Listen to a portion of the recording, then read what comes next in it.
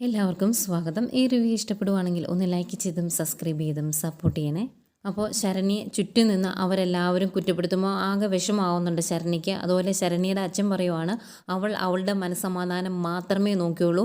അവളുടെ കൂടപ്പിറപ്പുകളുടെ ജീവിതത്തെ പറ്റിയോ അച്ഛനെ പറ്റിയോ അമ്മയെ പറ്റിയോ ഒന്നും അവൾ ചിന്തിച്ചില്ല. സ്വന്തം സമാധാനം. പിന്നെ ആ അലീന എന്ന് പറയുന്നവൾ പറഞ്ഞു കൊടുത്തതും അതുമാത്രമേ അവളുടെ മനസ്സിലോട്ട് വന്നുള്ളൂ എന്നൊക്കെ പറഞ്ഞ് കുറ്റപ്പെടുത്തുമ്പം ശരണ്യ ചോദിക്കുന്നുണ്ട്, നിങ്ങൾക്കൊക്കെ എന്താ പ്രശ്നം?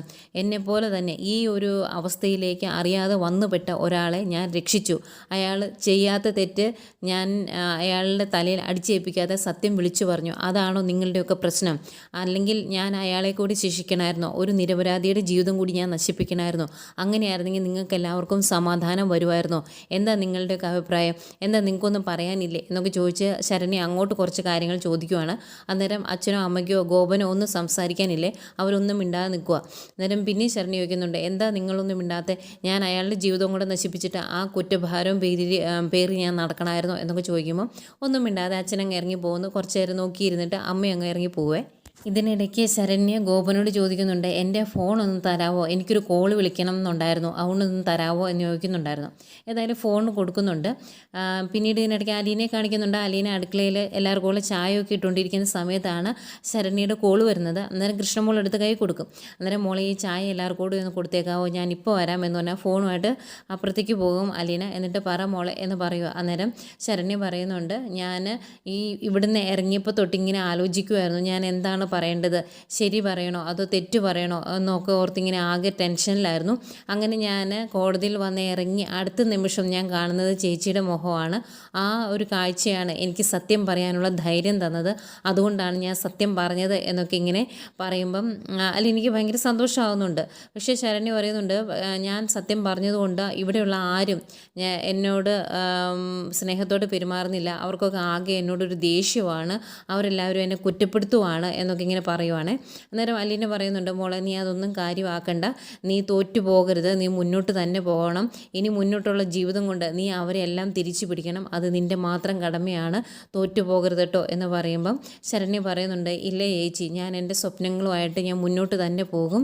അങ്ങനെ ഞാൻ തോറ്റു കൊടുക്കുകയില്ല, എനിക്കൊന്നും സംഭവിച്ചിട്ടില്ല എന്ന് തന്നെ എൻ്റെ മനസ്സിനെ പറഞ്ഞ് പഠിപ്പിച്ച് ഞാൻ സമൂഹത്തിലേക്ക് ഇറങ്ങും എന്നൊക്കെ പറയുമ്പം അലീന പറയും, അങ്ങനെ തന്നെ വേണം മോൾക്ക്. എന്താവശ്യം വന്നാലും എന്ത് മാനസിക പ്രശ്നം വന്നാലും ചേച്ചിയെ വിളിക്കാം, ചേച്ചി ഇവിടെ ഉണ്ടാകും എന്നൊക്കെ പറഞ്ഞു കഴിയുമ്പം ശരണ്യ പറയുന്നുണ്ട്, ചേച്ചിയുടെ ഒരു കാര്യം കൂടെ പറയാനുണ്ട്, ഉടനെ ഒന്നും ചേച്ചി ഇങ്ങോട്ട് വന്നേക്കരുത്. കാരണം ഇവിടെയുള്ള കോളനിക്കാരൊക്കെ ആകെ ദേഷ്യത്തിലാണ്, ചേച്ചി കാരണമാണ് ഞാൻ മൊഴിമാറ്റി പറഞ്ഞത് എന്നൊരു തോന്നൽ അവർക്കുണ്ട് എന്ന് പറയുമ്പം അലീന പറയുന്നുണ്ട്, മോള് മൊഴിമാറ്റി പറഞ്ഞതിൻ്റെ കാരണം ഞാനാണ് എന്ന് പറഞ്ഞ് എല്ലാവരും എൻ്റെ തലയിൽ പഴിയിടും എന്ന് എനിക്കറിയായിരുന്നു. പക്ഷേ നിനക്ക് കാര്യങ്ങൾ മനസ്സിലാവുന്നുണ്ടല്ലോ, അത് മതി എനിക്ക് എന്ന് പറയുന്നുണ്ട്. അന്നേരം ശരണ്യ പറയുന്നുണ്ട്, ഇങ്ങോട്ട് വരണ്ട, ചിലപ്പം മുമ്പത്തേക്ക് മോശമായിട്ട് അവർ പെരുമാറും. ചേച്ചിയെ ഞാൻ ഇടയ്ക്ക് അങ്ങോട്ട് വിളിച്ചോളാം, പിന്നെ ചേച്ചിക്ക് സമയം കിട്ടുമ്പോൾ ചേച്ചി ഇങ്ങോട്ടും വിളിച്ചാൽ മതി, വരണ്ട എന്ന് പറയും. ആയിക്കോട്ടെ എന്നൊക്കെ പറഞ്ഞിട്ടാണ് അവർ ഫോം വയ്ക്കുന്നത്. അതുപോലെ ശരണ്യ പറയുന്നുണ്ട് കേട്ടോ, ഞാൻ ഒരുപാട് ചിന്തിച്ചായിരുന്നു എന്ത് പറയണമെന്ന്. അപ്പം ഞാൻ കരുതി എന്നെപ്പോലെ തന്നെ ഇതുപോലത്തെ വേദനയും വിഷമവും ഒക്കെ ഞാൻ നുണ പറഞ്ഞിട്ടുണ്ടെങ്കിൽ രോഹിത്തും അനുഭവിക്കേണ്ടി വരും, അവൻ്റെയും ജീവിതം ഇതോടുകൂടി നശിച്ചു പോകും എന്നൊക്കെ ചിന്തിച്ചപ്പം എനിക്ക് പിന്നെയും കാര്യങ്ങൾ തുറന്ന് പറയണം എന്നുള്ള ആഗ്രഹമായിരുന്നു. പക്ഷേ ചുറ്റും നിന്നവരാണ് സമ്മതിക്കാതിരുന്നത് എന്നൊക്കെ ശരണ്യ പറയുന്നുണ്ടായിരുന്നു കേട്ടോ. ഏതായാലും ഇത്രയൊക്കെ പറഞ്ഞ് അവർ ഫോം വയ്ക്കുന്നു. പിന്നീട് മുത്തശ്ശിയാണ് കാണിക്കുന്നത്. മുത്തശ്ശിയുടെ അടുത്തേക്ക് മനു വരുന്നു. മനുവിനോട് ഭയങ്കര ആകാംക്ഷയോടെ ചോദിക്കുന്നുണ്ട്, എടാ മനു, വണ്ടി വരുന്ന ശബ്ദമൊക്കെ കേട്ട് ഞാൻ ഇരിക്കുമായിരുന്നു, നിന്നെ പ്രതീക്ഷിച്ചിരിക്കുമായിരുന്നു, എന്താ കോടതി സംഭവിച്ചത് പറ എന്നിങ്ങനെ പറയുമ്പം മനു പറയുന്നുണ്ട്, മുത്തശ്ശിക്ക് ആശ്വസിക്കാനുള്ളൊരു കാര്യമുണ്ട്, അതുപോലെ വേദനിക്കാനുള്ള ഒരു കാര്യവും ഉണ്ട് എന്ന്. അന്നേരം എന്താണെങ്കിലും നീ തുറന്നു പറ, ഇങ്ങനെ പിടിച്ചു വെക്കല്ലേ എന്നിങ്ങനെ പറഞ്ഞു കഴിയുമ്പം മനു പറയുന്നുണ്ട്, ഹരിക്ക് ജാമ്യം കിട്ടിയില്ല എന്ന്. അന്നേരം മുത്തശ്ശി ചോദിക്കുന്നത്, അതെന്താ ജാമ്യം കൊടുക്കാത്തത്, അവൻ കൊലക്കുറ്റമൊന്നും അല്ലല്ലോ ചെയ്തത് എന്നാണ്. അന്നേരം മനു പറയും, ഇത് കൊലക്കുറ്റത്തിനൊപ്പം തന്നെ പ്രാധാന്യമുള്ള കേസാണ്, അതുകൊണ്ടാണ് അവർ ജാമ്യം കൊടുക്കാത്തത്. പിന്നെ അവൻ തെറ്റ് ചെയ്തിട്ടുണ്ട്, അതുകൊണ്ട് കോടതി അവനെ വെറുതെ വിടിയേല എന്നിങ്ങനെ പറയുന്നു.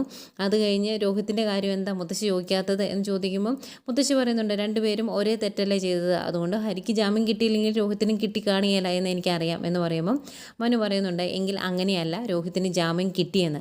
അന്നേരം ഇതെന്താ മനു നീ ഇങ്ങനെ പറയുന്നത്, അതെങ്ങനെ അവന് ജാമ്യം കിട്ടിയത് എന്ന് ചോദിക്കുമ്പം അതിൻ്റെ പിന്നിൽ പ്രവർത്തിച്ചത് അലീനയാണ് എന്ന് തന്നെ പറയേണ്ടി വരും എന്ന് പറയുമ്പം മുത്തശ്ശി ചോദിക്കും അതെങ്ങനെ അലീന ഇതൊക്കെ സാധിച്ചെടുത്തത് എന്ന് ചോദിക്കുമ്പം മനു പറയുന്നുണ്ട് മുത്തശ്ശി ഈ റൂമിൽ നിന്ന് ഇറങ്ങാതെ ഇവിടെ തന്നെ ഇരിക്കുന്നതുകൊണ്ടാണ് ഒന്നും അറിയാതെ പോയത്. ഇതിനിടയ്ക്ക് കടപ്പാട്ടൂര് എന്തൊക്കെ സംഭവങ്ങളുണ്ടായി എന്നറിയാവോ? അലീന ഈ സംഭവങ്ങളെല്ലാം കഴിഞ്ഞതിന് ശേഷം ആ ശരണ്യ എന്ന പെൺകുട്ടി താമസിക്കുന്ന കോളനിയിലേക്ക് പോയായിരുന്നു എന്ന് പറയുമ്പോൾ അവൾ ആ കോളനിയിലേക്ക് പോയോ, അതെങ്ങനെ അവൾ പോയത്, അവൾക്ക് എങ്ങനെ ധൈര്യം കിട്ടി അങ്ങോട്ട് പോകാൻ എന്നൊക്കെ മുത്തശ്ശി ചോദിക്കുന്നുണ്ട്. അന്നേരം മനു പറയുന്നുണ്ട് മുത്തശ്ശിക്ക് അറിയാലോ അലീനെ, അവളെ സ്നേഹിക്കുന്നവർക്ക് വേണ്ടി അവൾ ജീവൻ വരെ കൊടുക്കും, അങ്ങനെ ഒരു സ്വഭാവമാണ്. അതുതന്നെയാണ് അവൾ ഇവിടെയും കാണിച്ചത്. ആ കോളനിയിലേക്ക് ചെന്നപ്പം ആൾക്കാർ അലീനെ കാണിച്ച കാര്യങ്ങൾ മണ്ണെണ്ണ വെച്ച് തീ കൊളുത്താൻ തുടങ്ങിയതൊക്കെ പറയുന്നുണ്ട്. അതൊക്കെ കേട്ട് മുത്തശ്ശി ഇങ്ങനെ ഞെട്ടിയിരിക്കുവാണ്. എന്നിട്ട് എന്നാലും എൻ്റെ മനു ഇതൊക്കെ സംഭവിച്ചതാണോ എന്ന് ചോദിക്കുമ്പോൾ എല്ലാം സംഭവിച്ചതാണ് മുത്തശ്ശി, ഏതായാലും ഞാൻ ഇപ്പോൾ പോയൊന്ന് ഫ്രഷ് ആകട്ടെ, രാവിലെ തൊട്ടുള്ള ഓട്ടോ ആയിരുന്നു, മടുത്തു, പിന്നെ വന്ന് ബാക്കി കാര്യങ്ങളൊക്കെ പറഞ്ഞു തരാം എന്ന് പറഞ്ഞ് മനു റൂമിൽ നിന്ന് അങ്ങ് പോകുന്നു. പിന്നീട് വൈജയന്തിയാണ് കാണിക്കുന്നത്. വൈജയന്തിയെ ബബതി വിളിക്കുന്നു. എന്നിട്ട് രോഹിത്തിന് ജാമ്യം കിട്ടിയ കാര്യം പറയും. അന്നേരം ഭയങ്കര സന്തോഷമൊക്കെ ആവുന്നുണ്ട്. എന്നിട്ട് നീ കോടതി പോയായിരുന്നോ എന്ന് ചോദിക്കുമ്പോൾ ഇല്ല ഞാൻ പോയില്ല, അച്ഛനും അലീനയും കൂടിയാണ് പോയത് എന്ന് പറയും. അന്നേരം വൈജയന്തിക്ക് ദേഷ്യം വരും. വൈജയന്തി ചോദിക്കുന്നുണ്ട് അയാൾ എന്തിനാ എപ്പോഴും അവളെ കൂടെ കൊണ്ട് നടക്കുന്നത്, വീട്ടിലെ വേലക്കാരി ഇങ്ങനെ കൂടെ കൊണ്ട് നടക്കാൻ നാണമില്ലേ, ആൾക്കാർ എന്ത് വിചാരിക്കും എന്നൊക്കെ പറഞ്ഞ് കുറേ പറയൂ കേട്ടോ. എന്നിട്ട് ബബതിയോട് ചോദിക്കും നീ എന്തിനാ അവളെ പറഞ്ഞു വിട്ടത്, നിനക്ക് പോകാൻ മേലായിരുന്നോ എന്ന് ചോദിക്കുമ്പോൾ അച്ഛൻ സമ്മതിക്കുകയില്ലായിരുന്നു, അച്ഛൻ എവിടെ പോയാലും ഇപ്പോൾ അവളെ കൊണ്ടാണ് പോകുന്നത്, എറണാകുളത്ത് പോയപ്പോഴും അവളെ കൊണ്ടുപോയില്ലേ എന്നിങ്ങനെ ചോദിക്കുക. അന്നേരം വൈജയന്തി ചോദിക്കും എന്തിനാ അവളെ അങ്ങോട്ട് കൊണ്ടുപോയത്, അതെനിക്ക് മനസ്സിലായില്ല, അവളെ രണ്ടാം കെട്ടിനാണോ എന്നൊക്കെ ചോദിക്കുവാണേ. അന്നേരം ബബിത പറയുന്നുണ്ട് അവളെ അങ്ങോട്ട് കൊണ്ടുപോയത് അവിടുത്തെ ആ ആൻറ്റിയുടെ ആരോ ആണ്, പാലായിലെ DYSP, അയാളെ കാണാൻ വേണ്ടിയാണ് പോയത് എന്നൊക്കെ പറയുമ്പോൾ എന്നിട്ട് അയാളാണോ രോഹിമോന് ജാമ്യം കൊടുത്തത് എന്നിങ്ങനെ പുച്ഛത്തോടെ ചോദിക്കുക. അന്നേരം അയാളൊന്നുമല്ല, അന്ന് പോയിട്ട് വന്നിട്ട് ആ കാര്യങ്ങളൊന്നും സാധിക്കില്ല എന്ന് പറഞ്ഞാൽ അച്ഛന് ഭയങ്കര നിരാശയായിരുന്നു എന്ന് പറയുമ്പം വൈജയന്തി പറയുന്നുണ്ട് അവർ വിചാരിച്ചിട്ടൊന്നുമല്ല ഈ കാര്യങ്ങളൊന്നും നടന്നത്, ഞാൻ ഇവിടെ ഇരുന്ന് നല്ല രീതിയിൽ പ്രാർത്ഥിച്ചു, അതുപോലെ കുറേ വഴിപാട് നേർന്നിട്ടുണ്ട്, അതുകൊണ്ടാണ് രോഹിക്ക് ജാമ്യം കിട്ടിയത് എന്ന് പറയുമ്പം ബബിത പറയുന്നുണ്ട് ഈ പറയുന്നത് അച്ഛനും അവളൊന്നും കേൾക്കണ്ട, അവൾ ഏതാണ്ട് മല മറിച്ചു എന്ന് പറഞ്ഞ് അവൾ ഇതിലൂടെ നടക്കുന്നത് എന്ന് പറയുമ്പം പിന്നെ അവൾ മറിച്ചു എൻ്റെ വായിന്ന് വരെ വരുന്നത് കേൾക്കണമെങ്കിൽ മിണ്ടാണ്ടിരുന്നു, ഏതായാലും നാളെ രോഹിമോനെ കൊണ്ടുവരുമ്പം നീയും പോകണം കേട്ടോ കൂടെ, അവളെ കൊണ്ടുപോകരുത് എന്ന് പറയും. അന്നേരം എന്നെ അച്ഛൻ കൊണ്ടുപോകുമെന്ന് അറിയത്തില്ലമ്മേ എന്നിങ്ങനെ പറയുമ്പം വൈജയന്തി പറയുന്നുണ്ട് അതെന്തിനാ നീ അങ്ങനെ അനുവാദമൊക്കെ ചോദിക്കാൻ നിൽക്കുന്നത്, നീ റെഡിയായി ആദ്യമേ വണ്ടിയിൽ കയറിയിരിക്കണം, അവളെ കയറ്റരുത്, എന്നിട്ട് നീ തന്നെ അച്ഛൻ്റെ കൂടെ പോകണം എന്നൊക്കെ പറയുമ്പം നോക്കട്ടെ ഞാൻ അതുപോലെ ചെയ്യാം എന്നൊക്കെ പറയുന്നുണ്ട്. പിന്നെ കാണിക്കുന്ന കമലയും ശിവനെയൊക്കെയാണ്. ആകെ വിഷമിച്ച് രണ്ടുപേരും പരസ്പരം ഒന്നും മിണ്ടാതെ ഡൈനിങ് ടേബിളിൻ്റെ ചുറ്റി ഇരിപ്പുണ്ട്. അപ്പോഴത്തേക്കും അങ്ങോട്ടേക്ക് മനുവും വരും. എന്നിട്ട് മനു ഒരു ഗ്ലാസ് വെള്ളമൊക്കെ എടുത്ത് കുടിച്ച് അവിടെ ഇരുന്ന് കഴിയുമ്പം ശിവൻ പറയും എടാ മനു നമ്മൾ ഓടിയതൊക്കെ വെറുതെ ആയല്ലോ, ഹരിക്ക് ജാമ്യം കിട്ടിയില്ലല്ലോ എന്നിങ്ങനെ പറയുമ്പം മനു പറയുന്നുണ്ട് ഇതൊക്കെ സംഭവിക്കുമെന്ന് എൻ്റെ മനസ്സ് പറഞ്ഞതാണ്, അതുകൊണ്ട് അമിത പ്രതീക്ഷ വേണ്ടാന്ന് ഞാൻ അച്ഛനോട് അന്നേരെ പറഞ്ഞതല്ലേ എന്ന് ചോദിക്കും. അന്തിക്കും കമലയ്ക്ക് അങ്ങ് ദേഷ്യം വരും. കമല പറയുന്നുണ്ട് അതിന് ആദ്യം അച്ഛന് മകനോട് സ്നേഹം വേണം, അല്ലെങ്കിൽ കൂടപ്പുറപ്പിനോട് നിനക്ക് സ്നേഹം വേണമായിരുന്നു, ഇത് രണ്ടുമില്ല, അതുകൊണ്ടാണ് ഇതൊക്കെ സംഭവിച്ചത് എന്ന് പറയുമ്പം ദേഷ്യം വന്നിട്ട് ശിവൻ പറയുന്നുണ്ട് കമല നീ ഈ രീതിയിൽ സംസാരിക്കരുത്, ഞങ്ങൾ എന്ത് ഓട്ടം ഓടിയെന്ന് അറിയാവോ എന്നിങ്ങനെ പറയുമ്പം കമല പറയുവാണ് നിങ്ങൾ ഓടിയതൊക്കെ എനിക്കറിയാം, എന്നിട്ട് അതിൻ്റെ ഫലമൊന്നും കിട്ടിയില്ലല്ലോ, അതുപോലെ ഓടിയതല്ലേ രോഹിയുടെ വീട്ടുകാരും, എന്നിട്ട് അവന് ജാമ്യം കിട്ടിയില്ലേ, ഇതെങ്ങനെയാണ് ഇതൊക്കെ സംഭവിച്ചത്, രണ്ടുപേരും ഒരേ തെറ്റല്ലേ ചെയ്തത്, എന്നിട്ട് അവന് മാത്രം ഇങ്ങനെ ജാമ്യം കിട്ടിയത്, വീട്ടിലുള്ളവരുടെ കഴിവ് എത്രത്തോളം ഉണ്ടെന്ന് എനിക്കിപ്പോൾ മനസ്സിലായി എന്നൊക്കെ ഇങ്ങനെ പറയുവാണ്.